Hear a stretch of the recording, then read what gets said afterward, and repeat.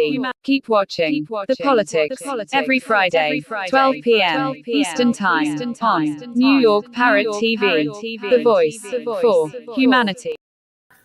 Welcome to Talking Politics. I am Robert Prest, a reporter for the Bronx Post and Parkchester Times, as you can see by my official New York City press card. I also write for the Parkchester Times. Both, like this show, are part of Muslim Media Corporation. I also contribute to the Co-op City News. I have a blog at www.100%bronx.blogspot.com, along with Facebook pages 100% and What Is Going On in Your Community Board. The views expressed on this show are that of the host, any guest, or anyone who is commenting at the bottom of the screen, and not necessarily those of Muslim Media Corporation. Let's go today to the weather report. Today, Friday, the high should be about 64. It'll be a little cooler than the past few days where it was 70. Saturday should get up to 66, and Sunday, the high should only reach about 58, and Monday, about 59. Special note here is that there has been no accumulated rainfall this month so far, and the reservoirs are below normal. This may be the only month on record this October for where there has been no recorded rainfall, and on Halloween it should be in the 70s. Now, tomorrow, early voting begins, and here is the schedule according to the Board of Elections website. Saturday the 26th and Sunday the 27th, voting is from 8 a.m. to 5 p.m. Monday, October 28th through November 1st, the early voting poll sites are open from 8 a.m. to 8 p.m. On Saturday, November 2nd and Sunday, November 3rd, they will be open from 8 a.m. to 5 p.m. Tuesday, November 5th is Election Day, when all poll sites will be open from 6 a.m. to 9 p.m. You may have to go to the Board of Elections website to find out your early voting poll site, as some have changed, like mine has. The New York City Board of Elections can be reached at 866-868-3692. Now, the U.S. Attorney's Office has set up a hotline for election complaints at 646-369-4739 for Manhattan and the Bronx. And the local FBI office can be reached at 212-384-1000. After the 2020 census went out, there was what is called redistricting in 2021. Co-op City and most of Wakefield were then covered by the 14th Congressional District, but in 2023, that area there was another redistricting in the congressional districts, and that area went to District 16, which is covering most of Westchester County, Lower Westchester, where current Westchester County Executive George Latimer defeated soon-to-be former Congressman Jamal Bowman in the June Democratic primary. In return, the 14th Congressional District picked up more of Queens County. In 2021 and then again in 2023, the 15th Congressional District was changed from a South Bronx district to include areas such as Riverdale and the East Bronx above Morris Park Avenue, but below Co-op City and Wakefield. I had soon-to-be Congressman Latimer on the show in the past and have invited Congresswoman Ocasio-Cortez to no avail, and invite Congressman Torres to come on this show. But today, my guest is former Marine Sergeant Gonzalo Duran, who is running for the 15th Congressional District against incumbent Congressman Richie Torres.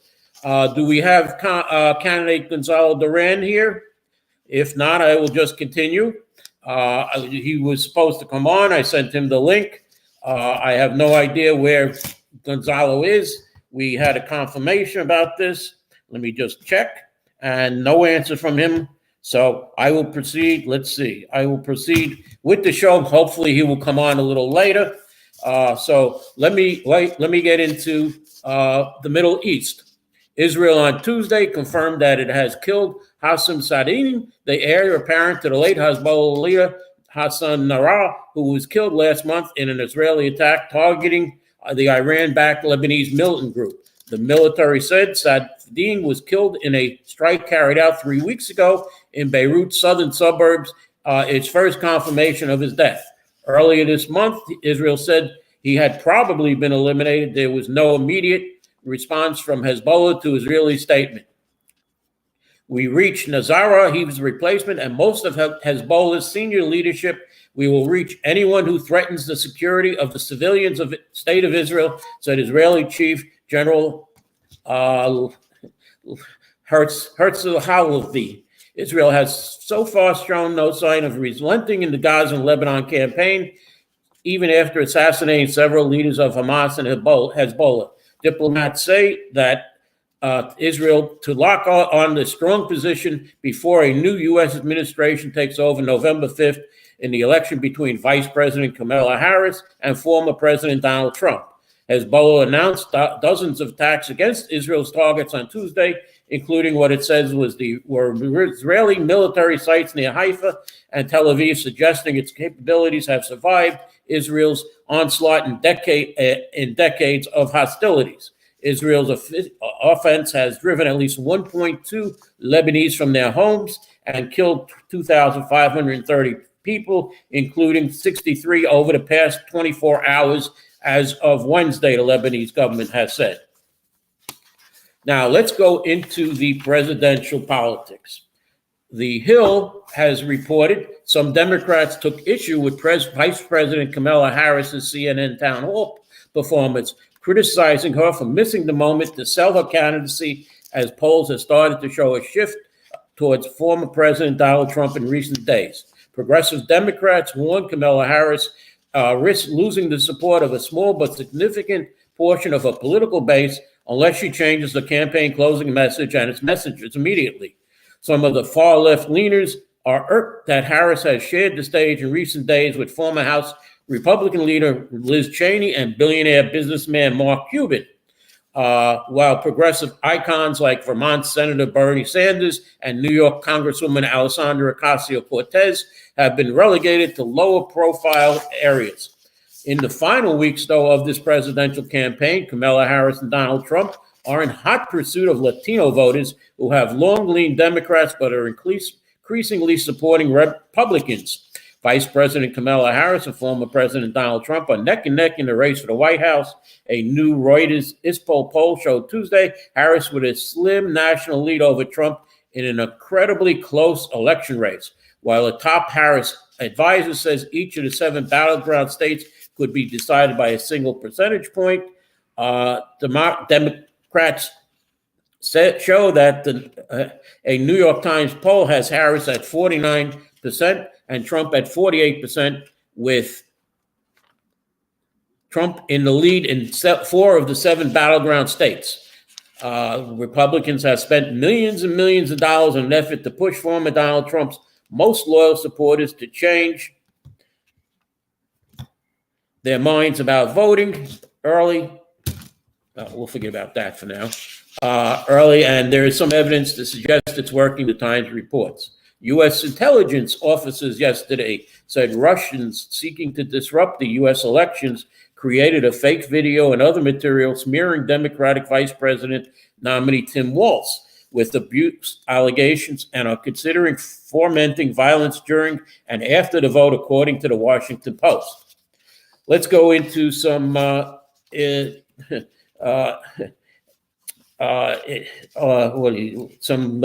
federal government federal prosecutors in Manhattan charge a senior official in the Islamic Revolutionary Guard Corps of Iran and 3 other men connected to the country's government with participating in a failed plot to assassinate a human rights activist in Brooklyn in 2022. According to a new indictment made public Tuesday. You can read more about this on my blog at www.100%.blogspot.com under the heading in the left side dated October 22nd. Justice Department announces murder for hire charges against the Islamic Revolutionary Guard Corps Brigadier General and former intelligence officer and members of the Iranian intelligence network. Let's go to Congressional District number 17 with Mondaire Jones against Mike Lawler. It appears that the Working Families Party has a problem in Congressional District 17. Members of the Working Families Party finally got to confront their own congressional candidate in a hotly contested Hudson Valley district where the election could be determined by the smallest of margins. Working Family Party officials suspect that Anthony Frascone, who unexpectedly won the third party primary in June, is a Republican meant to take votes away from Democratic Mondaire Jones and tip the race for incumbent Republican Congressman Mike Lawler. Franscone has not campaigned, does not have a website, and is not fundraising. On Monday, Working Family Party officials knocked on his door in Rockland County and asked their nominee, "What's your platform?" He said, "My platform is Jesus Christ." The bizarre encounter captured on video only added to the intrigue surrounding the mysterious candidate. Franscone, a one-time Republican, was fueled to victory by a last-minute surge in new votes from Rockland County, who registered with the left-leaning third party just days before Lawler's district director reached out in early June to hundreds of Congressmen's Orthodox Jewish supporters about registering to vote. The Working Families Party is now caught in an awkward position of campaigning against its own candidate. The third party often supports Democratic candidates and lets them collect votes on the Working Families Party line, but in New York's 17th Congressional District, the party is urging supporters to vote for Jones on the Democratic line. Let's go to unemployment rates. Checking the unemployment numbers released by the Department of Labor, they show that the New York State unemployment rate is 4.1% in September of 2024, compared to 4.2% in September of 2023, which is down 0.1 of a percentage point. New York City unemployment rate is 5.3% in September 2024, compared to 5.1% in September 2023, which is up 0.2 of a percentage point. By county, the Bronx is at 6.8% unemployment, compared to 6.4%, up 0.4 of a percentage point. Brooklyn is at 5.7%, compared to 5.5%, up 0.2 of a point. Manhattan is at 4.8%, compared to 4.6%, up 0.2 of a point. Queens is at 4.7%, compared to 4.5%, up 2/3 of a point. Staten Island is at 4.8% compared to 4.7%, up 0.1 of a point. The 5 boroughs were the only 5 counties to show an increase in unemployment in the entire state. All other counties recorded a drop in unemployment, and the Bronx was the only county with an unemployment level above 6%. Now, Governor Kathy Hochul Wednesday signed legislation to increase road safety by extending the red light camera program across the state and establishing a new red light camera program in the Hudson Valley. This includes the largest expansion of the red light camera program in New York City's history. Governor Hochul has also signed legislation that will protect children on buses and other measures designed to keep students safe and hold reckless drivers accountable. The safety of all New Yorkers is my top priority, and we know the red light camera program are effective in protecting New Yorkers from dangerous drivers, Governor Kathy Hochul said. I am extending the authorization of programs across New York and establishing additional programs to maintain our progress on traffic safety while creating new programs for school-age children on the road. The legislation package will extend or expand or create red light camera programs in the following areas. New York City, it is extended and expanded. City of White Plains is extended. The City of Albany is extended. Nassau County is extended. City of Mount Vernon and New Rochelle are extended. And in the town of Greenburgh, a completely new program will be put in effect. Assemblyman Jeffrey Dinowitz of the Bronx said, by expanding the number of intersections with red light cameras in New York City from 150 to 600, we are taking strong action to curb reckless driving and reduce traffic fatalities. So blame Assemblyman Jeffrey Dinowitz if you get a new red light camera. He wants more red light cameras up. We'll probably have 1,000 next year. Now, Assembly Member Grace Lee from Lower Manhattan says these bills are critically important for enhancing safety in our neighborhoods in Lower Manhattan, where heavy traffic and busy pedestrian areas meet daily. These expanded and newly established programs will reduce accidents and hold reckless drivers accountable. It's too bad, though, that the city council wants to eliminate jaywalking as a crime, something that is proven to cause pedestrian injuries, such as people darting out from in front of, behind a car or truck.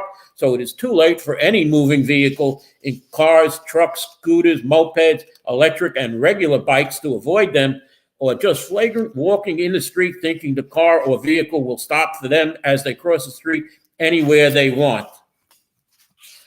let's go to a break right now. When I come back, we'll have some Eric Adams news and how much money did the Bronx Democratic Party get and where did it go? So let's go to a commercial right now.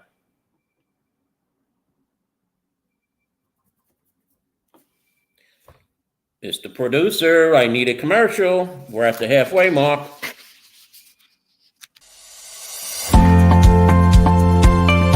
Ladies and gentlemen, welcome to the official launch of the Bronx Post, your premier source for news and information in the Bronx. As the CEO of Muslim Media Corporation, it gives me great pleasure to introduce the Bronx Post, our latest endeavor dedicated to serving the vibrant and diverse community of the Bronx. Oftentimes, mainstream media portray this county in the most negative way possible, all because Bronx continued to be judged in the 70s and 80s when Bronx was burning. Today, as we enter the Small Business Month of 2024, Muslim Media Corporation is proud to announce the formation and the creation and establishment of a new newspaper that will cover the entire Bronx, continue to highlight the new Bronx, the new realities and the new developments and the new attributes of the Bronx. Some things that are not being covered by, again, our mainstream media. Bronx Post, the first county-wide newspaper to be published by Muslim Media Corporation that has already been publishing Parkchester Times. We aim to be your trusted source for information. We believe in the power of journalism to inform, inspire, and unite communities. With the Bronx Post, we seek to amplify the voice of Bronxites, celebrate the richness of our culture, and shed light on the issues that impact our lives. Changing Bronx deserves a changing narrative. And the Bronx Post, which will be launched in May in commemoration of Small Business Month, will highlight that which Bronxites have been yearning for mainstream media to highlight. So, to all my fellow New Yorkers, particularly my fellow Bronxites, join us, patronize us, read us, and follow us, so that you will be extremely proud of the addition of news reporting that highlights the new realities of the Bronx. Together, let's make the Bronx Post the heartbeat of our borough. The Bronx Post, changing the reality, changing the narrative.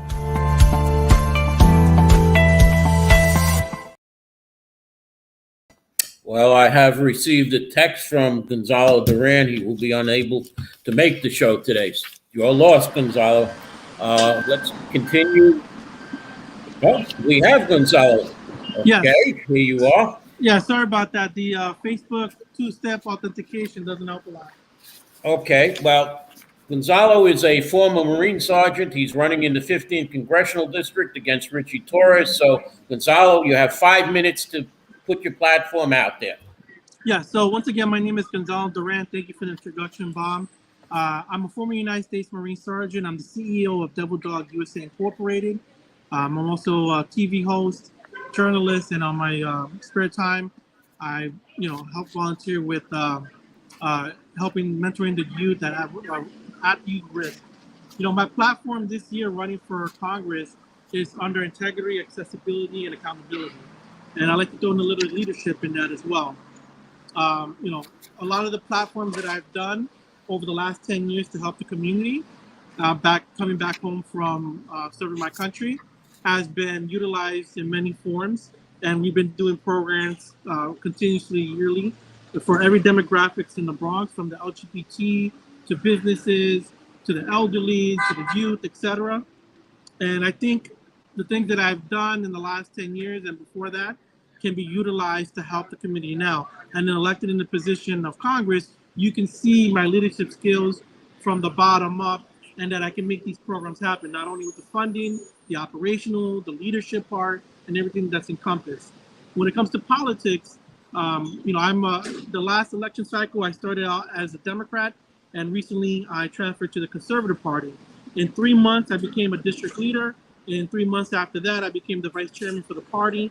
And some people can talk about how to get to the positions, but I can show you how I got to my position. I've not only increased the conservative numbers, helped increase the conservative number Bronx-wide by 15% last year, but this year we hit over 15% already, and we're looking to making almost maybe 20 to 25% this year. The work that we've done to bring more conservative values into the public eyes with the media, I think has been a big increase in having individuals like me and other newcomers into the party. If you can see that not only have we increased our numbers, but also, Gonzalo, I'm going to have to cut you off here now and get back to my regular show because I expected you at the beginning. Okay, so good luck, Gonzalo, and let me get back to the show. I saw Kevin Diola, one of my viewers, made a comment, yay, red light cameras. And Kevin, don't forget bicycles have to stop at red light cameras too. Gonzalo Duran, NYC. Thank you, everyone. And I see you're wearing a Yankee jacket. Yes, go Yankees. Unfortunately, I am a Dodger fan. I expect the Dodgers to win it in 5. So thank you for coming on the show, Gonzalo. Thank you, everyone. Okay. Yesterday, thousands of fans packed into the Canyon of Heroes in Lower Manhattan to watch the New York Liberty's championship parade, including New York City Mayor Adams, Senator Chuck Schumer, Attorney General James, and a few others who I don't have at the moment their names. The mayor rode in a float in the parade alongside Governor Hochul. The mayor also gave the key to the city to the team. Now, his administration has agreed to stop asking elected officials to fill out outline forms to meet with commissioners and top agency leadership, a system legislators opposed from the moment it was introduced, and many refused to do it. Mayor Adams, at his Tuesday weekly media availability, was eager to talk about almost anything, but the man set the headline Madison Square Garden this weekend, former President Donald Trump, who hosted a campaign rally in the Empire State's iconic venue on Sunday. Adams said he will be meditating, and as far as the World Series, he said he will be watching the games from his house. Migrants housed in upstate hotels by the New York City were told they must leave by December 31st as a city contract with DocGo expires. The company hired by the city to house and relocate migrants is set to expire this year. The Adams administration recently carved out a part of citywide traffic camera contract in a way that stands to benefit a firm whose president is an ex-top aide to Phil Banks, Adams' own ex-aide, who is entangled in federal corruption probe. Jesse Hamilton, a top New York City official and a former state senator, he is with the Department of Citywide Administrative Services, overruled the results of a formal bidding process at his agency earlier this year, steering a lucrative contract to one of Mayor Eric Adams' donors. Hamilton is one of several Adams aides being probed by investigators, and upon returning from a recent trip to Japan with other city employees and a private sector broker who works on city leases deals with Hamilton, Ms. Diana Boutros. Agents from the Manhattan District Attorney's Office met the group at JFK Airport and seized several phones, including Hamilton's, Mayor Adams' chief advisor, Ingrid Lewis-Martin, and Ms. Boutros's. The DA is reportedly zeroing in on leasing of commercial properties. Now, there is a new official assembly member running for mayor of New York. His name is Zaran Mamdani. I may have mentioned this a couple of weeks ago. He is the first socialist to announce a primary challenge against the incumbent mayor, while other mayoral candidates like City Controller Brad Lander and State Senator Zelma Myrie and Jessica Ramos are trying to appeal to both progressives and moderates. He has the far left lane all to himself. He is a member of the DSA, Democratic Socialists of America, and he was formally endorsed by the organization during its annual convention on Saturday. His candidacy will test whether the political positions that are marginal at best with New York voters, such as freezing rent, slashing the budget of the New York City Police Department, and ending U.S. arms shipments to Israel, are appealing to voters. Another challenger to Adams in the 2025 mayoral race is former prosecutor Jim Walden. He will run as an independent. He says he'll campaign on promising to run an administration that won't find itself fielding constant subpoenas and search warrants. He makes the 25th person running for mayor. Let's go to the Bronx Democratic Party, one of my favorite subjects. A New York Focus article reported that the Bronx Democratic Party reported hundreds of thousands of dollars in previously undisclosed donations last Friday, following reports from New York Focus that found the group had failed to disclose dozens of political contributions, which is a violation of state law. A political action committee dedicated to electing Democrats to the state assembly donated nearly $700,000 to the Bronx Party, according to new disclosures. The honorary chairman of the committee is Assembly Speaker Carl Hastie, who represents part of the Bronx and is one of the most powerful figures in state politics.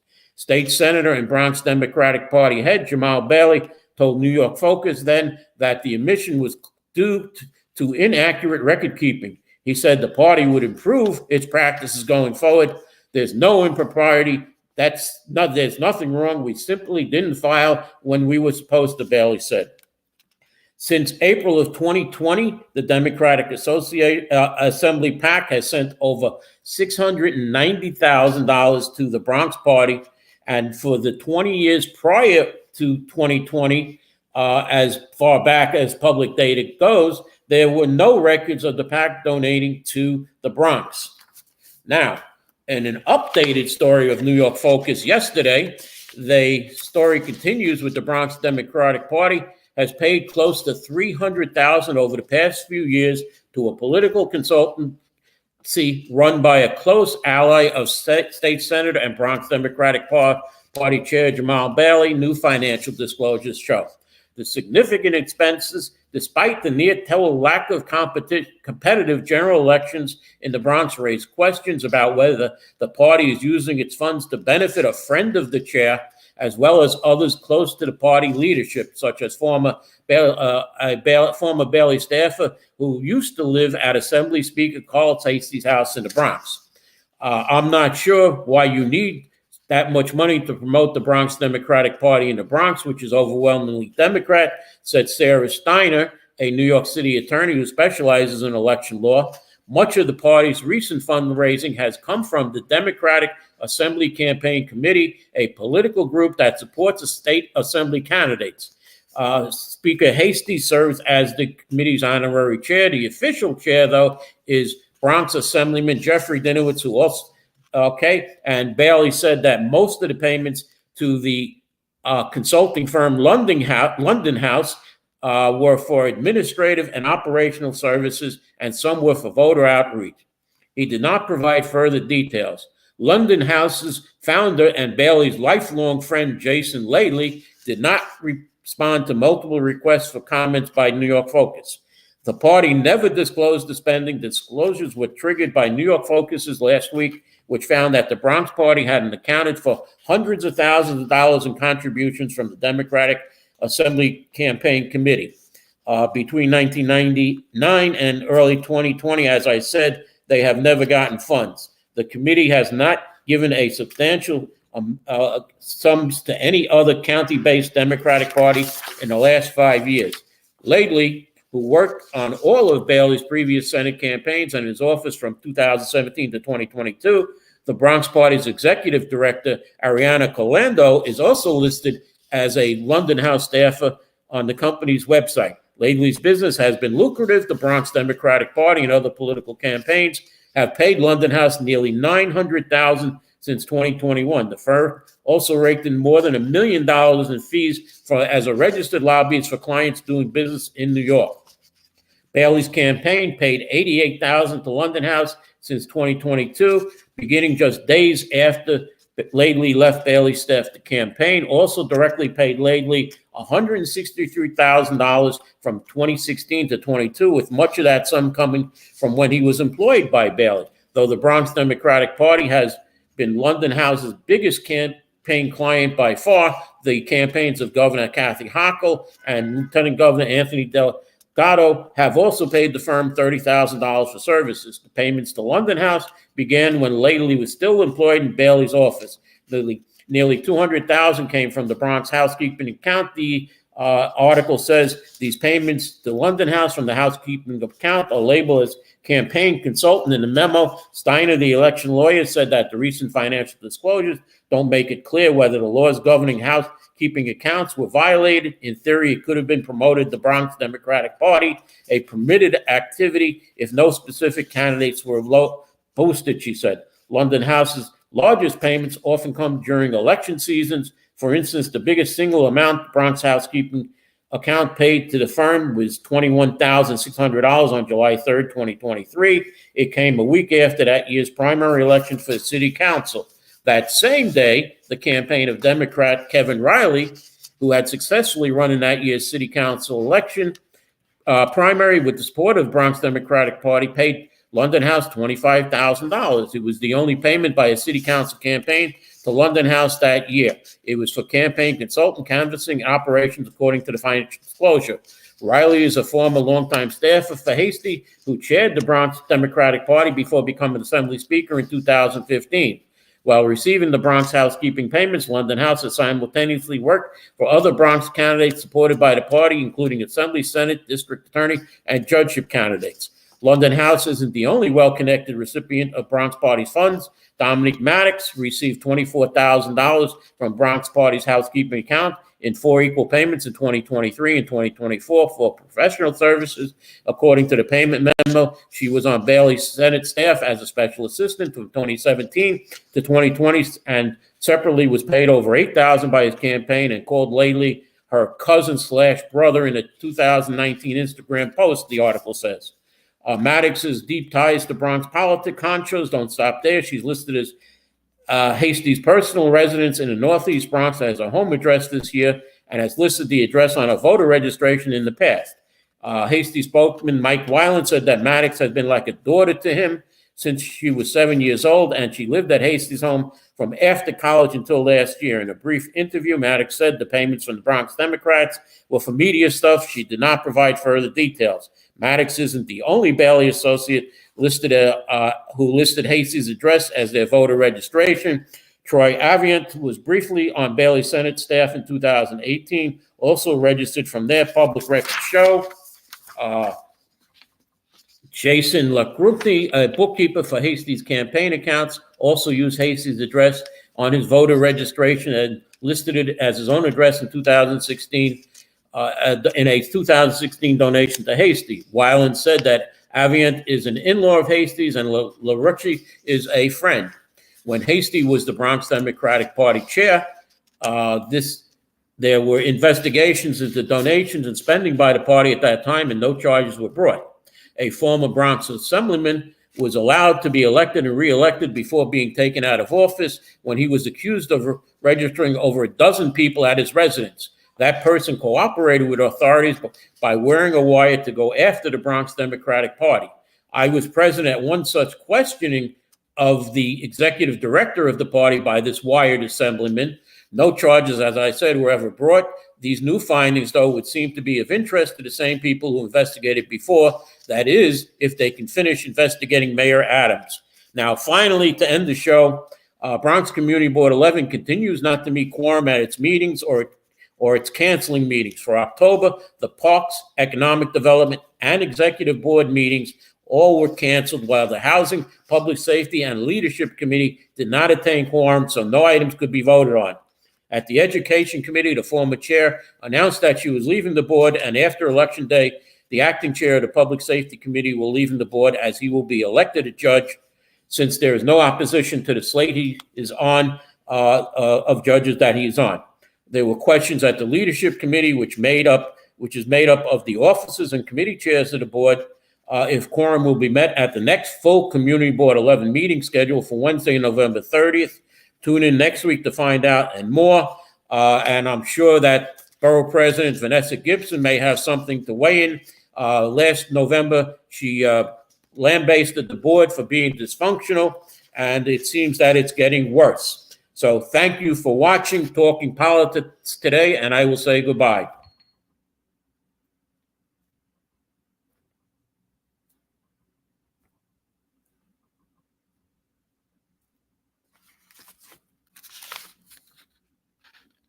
Do you know that there is a publishing company that wants to make life easier for you as a writer? This publishing company is called World Inkers Printing and Publishing. We publish in all different languages, and we're looking for writers of all genres, all formats. We're looking for scholars, ghostwriters, playwrights, poets, short fiction, novelists, you name it. We're looking for anybody who is interested in writing and the craft of writing to be in touch with us. You can reach us at info.worldinkers@gmail.com. With World Inkers Printing and Publishing, you do not require a lot of money to publish with us. Contact us today at info.worldinkers@gmail.com. Become a winner with other authors at World Inkers Printing and Publishing. Give us a shot. We will surely finish you.